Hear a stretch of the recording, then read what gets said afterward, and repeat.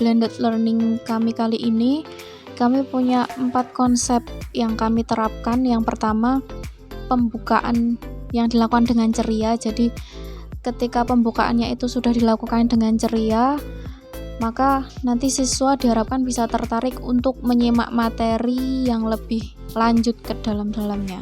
Kemudian pemaparan materi secara singkat dan padat. Jadi kalau misalnya materinya terlalu panjang, nanti ditakutkan kalau siswanya boring gitu. Jadi kita lebih ke interaktif, misalnya bertanya-tanya, kemudian memberikan kuis-kuis kecil seperti itu. Yang keempat adalah memberikan tugas secara langsung. Jadi walaupun kami memberikan materi secara online, tetapi nanti siswa tugasnya itu nanti diberikan secara langsung. Maksudnya langsung itu siswa itu tetap mengumpulkan gitu. Kita tetap memberikan deadline tugas dan segera dikumpulkan meskipun lewat WA, tapi tetap dilakukan follow up tentang tugas tersebut. Itu 4 konsep yang kami usung dalam blended learning kali ini. Berikut kami tampilkan contoh penerapan pembelajarannya. Nah, berbicara mengenai desain produk, ada beberapa tahapan-tahapan yang mesti kita lalui sebelum menciptakan suatu produk. Di dalam desain produk yang pertama-tama harus kita laksanakan adalah marketing research, atau kita harus meriset market atau pasar yang ada. Kenapa kita harus meriset market itu? Pentingnya apa sih, Mbak? Ya sudah gitu loh, langsung aja ke pasar itu yang dibutuhkan, seperti tidak bisa dan tidak semudah itu. Yang menjadi pertimbangan utama ketika kita akan meluncurkan suatu desain produk. Ini belum produknya loh ya, kita masih bicara tentang konsep desainnya. Jadi yang pertama adalah apa yang diinginkan oleh pelanggan, apa yang diinginkan oleh konsumen. Itu sangat penting, kita harus tahu, harus lebih benar. Saat-saat sekarang ini apa tuh yang diinginkan oleh konsumen kita? Apakah mereka tetap menginginkan produk-produk yang lama, ataukah mereka sudah jenuh dengan produk-produk yang lama dan mereka menginginkan something new, sesuatu yang baru gitu. Karena kalau bicara mengenai riset pasar itu ada 2 kemungkinan, bahwa kita meriset atau kita melakukan riset penelitian terhadap produk yang sudah ada di pasar, kemudian produk itu kita buat sesuatu yang baru di dalamnya, kita masukkan sesuatu yang baru di dalamnya, atau kita berbicara mengenai produk yang benar-benar baru. Nah, terhadap 2 hal ini kita harus berbeda pendekatannya ya, karena kalau kita bicara mengenai produk yang sudah ada di pasar, tetapi butuh sesuatu yang baru, itu berbeda dengan produk yang benar-benar baru. Ya, paham nggak? Contohnya begini. Produk sabun cuci pakaian, misalnya kan gitu ya. Dulu yang namanya produk sabun cuci pakaian itu kan adanya hanya batangan gitu ya, batangan dan sabun krim. Nah, setelah sekian lama kemudian itu kok merepotkan sekali ya, karena kadang-kadang ada noda-noda yang tertinggal di pakaian. Kita harus tanggap, sebagai produsen itu harus ngerti, sebagai wirausaha itu harus tanggap.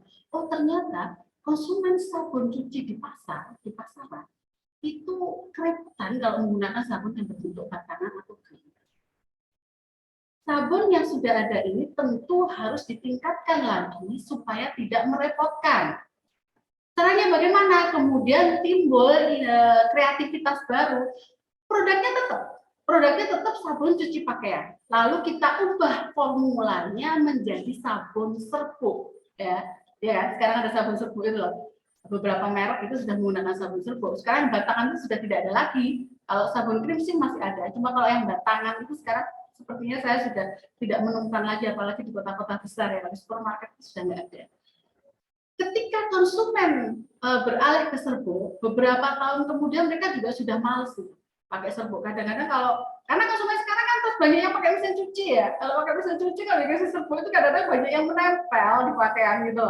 Jadi kemudian mereka juga menginginkan sesuatu yang tidak merepotkan lagi. Kita melakukan riset pasar. Oh, ternyata konsumen juga sudah nggak mau nih pakai sabun cuci yang serbuk kayak gitu. Ya, karena mereka menggunakan mesin cuci. Lalu timbul lagi inovasi baru, apa? sabun cuci bentuknya cair, itu lebih mudah gitu. Dipakai juga lebih mudah, dipakai di mesin cuci apalagi satu tabung itu kan enggak. Kalau pakai yang serbuk kan susah itu, kalau yang pakai yang cair bisa. Nah, itu namanya meriset pasaran dengan produk tetapi hanya memberikan sentuhan-sentuhan baru terhadap produk yang sudah ada. Ya, jadi bukan melakukan sesuatu yang produk benar-benar baru di dunia belum ada. Nah, kalau produk-produk yang benar-benar baru itu seperti apa sih, Bu? HP contohnya. Tapi itu belum ada. Kita kalau pakai mau telepon atau melakukan komunikasi dengan orang lain dengan jarak jauh itu biasanya pakai apa? Pakai surat, ya, pakai email, pakai apa itu namanya? Telepon, apa itu namanya yang pakai telepon rumah itu ya. Karena sekarang sudah ada HP, itu segala sesuatunya menjadi lebih mudah. Itu produknya sudah benar-benar gitu, paham ya? Bedanya antara produk yang sudah ada di pasaran, lalu kita memberikan sentuhan yang baru dengan produk yang benar-benar baru. Oke. Kemudian pertimbangan berikutnya adalah mengenai biaya. Biaya ini penting karena kan biaya ini berkaitan dengan apa itu namanya berapa nanti harga yang akan kita lempar ke pasar. Berapa sih break even point-nya atau titik impasnya sehingga harga yang kita lemparkan itu tidak memberikan kerugian pada kita ya. Masih ingat nggak break even point atau BEP atau titik impas itu apa? Dikupas sedikit lagi ya. BEP itu adalah titik di mana seorang pengusaha itu tidak mendapatkan keuntungan tetapi tidak rugi. Kalau orang Jawa itu istilahnya bakbuk ya. Jadi kalau setiap orang berusaha itu harus BEP dulu. Kalau nggak BEP itu nggak bisa. Harus dihitung. Oke, kalau saya melakukan suatu usaha, BEP-nya paling tidak 6 bulan. Selama 6 bulan Anda tidak akan mendapatkan keuntungan, tapi Anda tidak merugi. Tapi gimana dong operasionalnya? Itu harus Anda masukkan dalam modal. Ya. Harus Anda masukkan dalam modal bahwa dalam 6 bulan operasional itu penghasilan Anda didapatkan dari modal awal Anda. Jadi modal itu tidak hanya untuk operasional atau untuk biaya produksi saja. Nah, itu nanti kita bahas di apa itu namanya di bagian materi laporan keuangan ya, laporan keuangan perusahaan nanti Anda akan sampai pada hal seperti itu. Oke, kembali ke biaya. Berapa biaya yang dikeluarkan untuk produk baru atau apa itu namanya membuat produk yang lama itu menjadi sesuatu yang baru, itu penting, harus dihitung benar-benar ya. Karena kalau misalnya biaya yang kita keluarkan itu terlalu berlebihan ya itu tidak akan menghasilkan keuntungan. Padahal sekali lagi bahwa pengusaha, wirausahawan itu melakukan usaha, melakukan produksi kan untuk keuntungan ya kan, untuk memperoleh laba. Jadi itu harus benar-benar dipertimbangkan. Nah, kalau marketing research atau riset pasar ini sudah kita lalui, kemudian yang kedua tahapan berikutnya adalah kita melihat kemampuan fasilitas perusahaan itu seperti apa. Oke, ini ada konsep baru nih, apa? Kita bikin sabun cuci, tapi yang pakai itu apa namanya berbentuk bola-bola ya, berbentuk bola kecil-kecil itu biar lebih praktis gitu ya. Kita lihat dulu. Inginnya konsumen seperti itu, praktis, biayanya sih oke, perusahaan mampulah kalau melakukan apa itu namanya usaha untuk melakukan apa itu namanya menambah nilai dari produk yang lama, produk sabun cuci itu menjadi baru, itu oke, nggak ada masalah. Tapi yang dulu tenaga kerja kita bisa nggak, sumber daya manusia yang ada di perusahaan itu bisa nggak membuat hal semacam itu? Ada nggak kita sumber dayanya yang bisa melakukan hal itu? Ahli-ahli kimianya kita punya nggak? Ya, orang-orang yang melakukan apa itu namanya menjalankan mesin-mesinnya sanggup nggak? Nah, itu harus kita lihat lebih dahulu.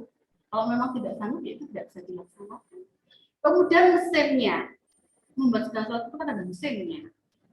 Apalagi zaman sekarang itu memang segala sesuatunya all about mesin. Jadi manusia itu hanya sebagai remote-nya aja, istilahnya operatornya gitu. Jadi mesinnya juga harus disediakan. Kalau sudah mesinnya tenaga kerja oke, mesinnya ada, peralatan penunjang lainnya bisa nggak? Contoh peralatan penunjang lainnya apa? Pembuatan kemasan, ya. Kemasan itu pun juga penting gitu. Ingat kemasan ada 3 ya yang kemarin. Ada kemasan primer, ada sekunder, dan tersier itu juga harus diperhatikan. Lalu dari segi ekonomi, hitung-hitungannya, biaya produksinya, biaya variabelnya, apakah itu memungkinkan atau tidak. Nanti kita sampai kepada BEP atau tidak, itu juga harus kita pertimbangkan. Lalu kalau itu sudah, tahapan berikutnya adalah kalau sudah clear ya, itu kan administrasi segala macam itu sudah clear, lalu kita membuat sketsanya terlebih dahulu. Oh, warnanya itu kayak apa ya ini?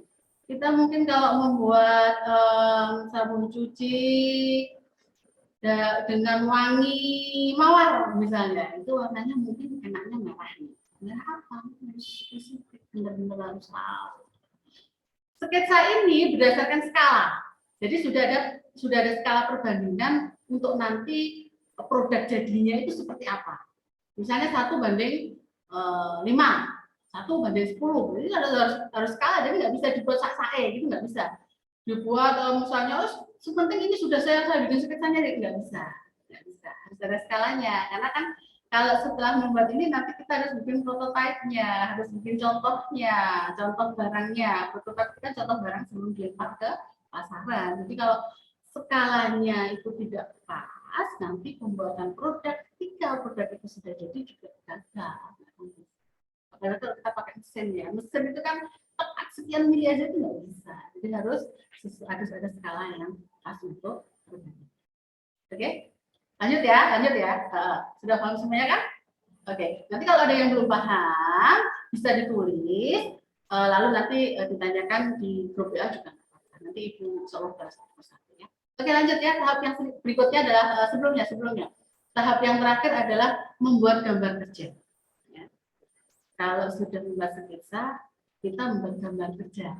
Alur proses pekerjaan kita itu seperti apa? Ya, yang pertama bagaimana, kemudian yang kedua kita ngapain, yang ketiga, keempat, dan selanjutnya seperti apa. Jadi kalau dalam suatu perusahaan, suatu pabrik itu pasti ada tim perancangnya. Kita serahkan pada tim perancang. Lalu beliau-beliau yang ada tim perancang itu akan mempelajari bagaimana proses kerjanya, kalau sudah akan membuat alur.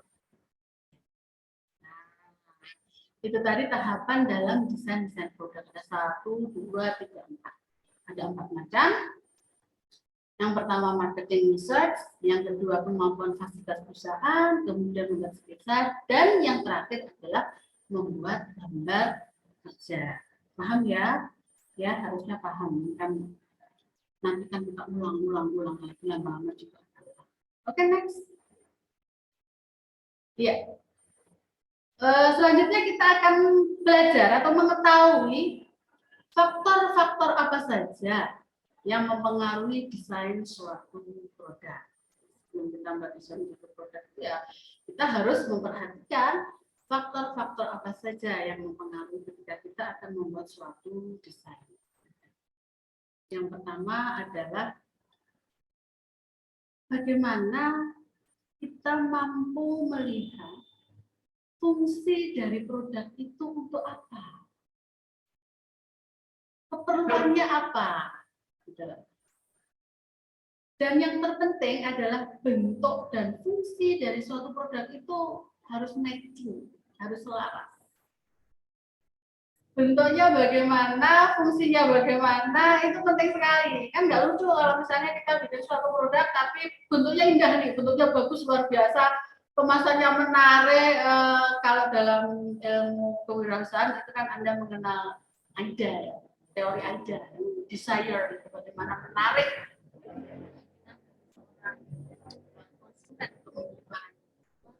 asik, menarik, tapi nggak sesuai dengan fungsinya. Kita mau bikin apa itu namanya sepatu nih, sepatu untuk olahraga, sepatu untuk jalan. Itu kan tentu berbeda dengan sepatu untuk buat kantor. Wah, biar bagus, ini sepatu bagus kan saya beli heel aja deh, 5 cm, biar kelihatan keren, saya lebih tinggi. Kan nggak lucu. Nanti mau buat basket, nanti ada kerja. Ya kan? Jadi harus sesuai ya bentuk dan fungsinya. Kita tidak bisa hanya bentuknya bagus kemudian tidak berfungsi. Saya mau bikin ini nih, handle pintu. Wah, saya bikin handle-nya prisma, bentuknya biar bagus gitu. Dalamnya kita kasih nyala-nyala seperti berlian gitu ya. Ya kan orang susah, nanti tangannya malah sakit kalau mau buka handle pintu itu ya. Jadi harus benar-benar ini. Dan sebaliknya ya, dan sebaliknya. Meskipun produk itu berfungsi dengan baik, tapi kalau bentuknya nggak bagus itu juga akan menarik minat dari konsumen, nggak akan. Sudahlah, yang penting ini sepatu sesuai dengan fungsinya aja, bentuknya gitu-gitu aja. Sepatu kerja ya sudah gitu aja, sepatu kerja ya pantofel kalau orang Jawa bilang pantofel gitu ya. Ya nggak akan laku lama-lama ya. Orang sekarang kan butuh untuk fashionable, jadi ya itu memang berfungsi untuk kerja, tapi bentuknya juga menarik. Kita kasih hiasan, sepatu itu kan modelnya mas. Kemarin kalau sepatunya flat shoes aja, sekarang ada wedges, ada apa itu namanya heel, dan modelnya juga macam-macam. Nah itu untuk apa itu namanya untuk penampilan. Jadi fungsinya ada, tetapi bentuknya juga harus bagus. Memang PR ya, PR. Jadi nggak gampang loh mendesain suatu barang itu. Benar-benar harus apa itu beberapa faktor, benar-benar harus memperhatikan beberapa apa itu namanya hal-hal yang bisa mempengaruhi. Tapi yang penting bentuk dan fungsinya itu memang harus benar-benar sesuai. Kemudian yang faktor yang kedua adalah standar dan spesifikasi desain. Perlu Anda ketahui ya, bahwa ketika kita membuat suatu produk, itu ada standarisasinya. Ini kita tidak berbicara mengenai standarisasi dari apa itu namanya Badan Standarisasi Nasional BSN, tidak. Kalau Indonesia sih pandang SNI ya, dalam SNI barang. Tidak, kita tidak bicara itu dulu, kita bicara mengenai standar yang ada di perusahaan. Standarnya harus apa? Yang pertama misalnya, setiap produk yang dihasilkan itu harus rapi. Rapinya bagaimana, Bu? Kalau barang itu kan biasanya kadang ada sambungan-sambungannya. Misalnya kalau kita bikin kaos. Nah, ambil contoh kita bikin kaos. Kan ada jahitan. Jahitan itu harus benar-benar rapi dan halus. Kalau misalnya jahitan itu tidak rapi dan tidak halus, itu nanti juga akan menimbulkan masalah. Kita tidak bisa menjual dengan harga yang kita inginkan. Semuanya harus benar-benar tersambung dengan baik, rapi, dan halus. Kemudian bagian-bagian dari produk itu harus sempurna. Kita tadi ambil contoh produk kaos ya. Kan nggak lucu kalau lengannya yang satu sininya itu 10 cm, kemudian yang satu 15 cm, tapi juga ada dengan model. Tapi kan itu memang disengaja gitu loh. Kalau tidak disengaja itu harus benar-benar presisi. Kanan, kiri itu harus sama. Panjang, pendek itu juga harus sama. Ya. Setiap produk memang ada standar deviasinya atau ada apa itu namanya. Oke lah, ada beberapa kesalahan sedikit berapa menit, tapi tidak biasanya tidak bisa terlihat dengan jelas gitu ya. Nah, tapi kalau Anda menjadi seorang wirausaha, memang benar-benar harus presisi kanan, kiri, atas, bawah. Kalau memang itu memerlukan keakuratan, ya harus benar-benar akurat, ya harus benar-benar memang diukur dengan sangat akurat. Kemudian itu bentuknya, tadi ya, bentuknya bagaimana? Kalau memang sesuai standar itu bentuknya harus bulat sempurna, ya bulat sempurna, jangan dibikin lonjong, itu nggak bisa. Mutunya, kalau bahan kaos itu memang harus bahannya misalnya katun 100%, ya kayak katun 100%, jangan dibuat di bawahnya. Itu nanti akan menimbulkan permasalahan di desainnya. Kemudian warna itu juga menentukan loh.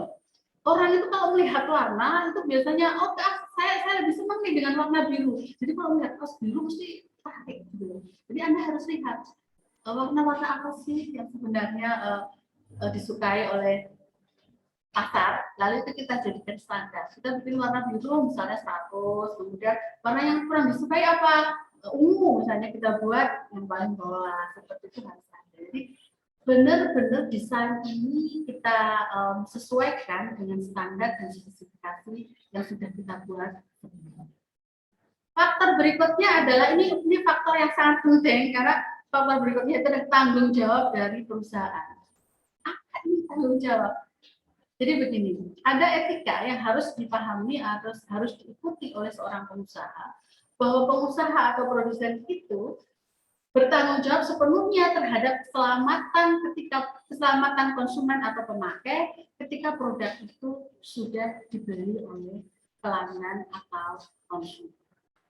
Ya, itu nomor satu, keselamatan dan keamanan itu nomor satu.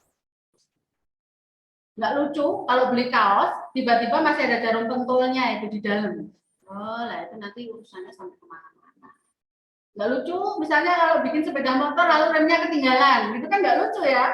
Kalau remnya ketinggalan kita kan nggak bisa ngerem, nanti gimana ini. Nah hal-hal seperti ini menjadi tanggung jawab perusahaan, dan Anda calon-calon wirausahawan itu harus menomorsatukan keamanan dan keselamatan dari pelanggan Anda. Jualan makanan ya harus gitu, harus benar-benar bersih, harus benar-benar aman, jangan sampai kemasukan apapun. Ya. Kemudian yang terakhir, faktor terakhir adalah harga dan volume. Maksudnya bagaimana kok harga dan volume itu mempengaruhi? Jadi begini, hukum yang ada di pasar adalah ketika kita membuat produk yang dipesan, itu biasanya harganya akan lebih mahal. Kenapa? Karena volume membuat barang itu volumenya hanya sedikit. Kalau istilahnya custom, barang-barang yang custom sesuai pesanan itu harganya pasti mahal karena sedikit ya. Sedangkan barang-barang biasa yang kita lempar ke konsumen luas karena produksinya dalam jumlah yang banyak, volumenya banyak, biasanya harganya juga menjadi semakin lebih murah. Baju yang ada di desainer itu biasanya harganya lebih mahal karena kan limited edition ya.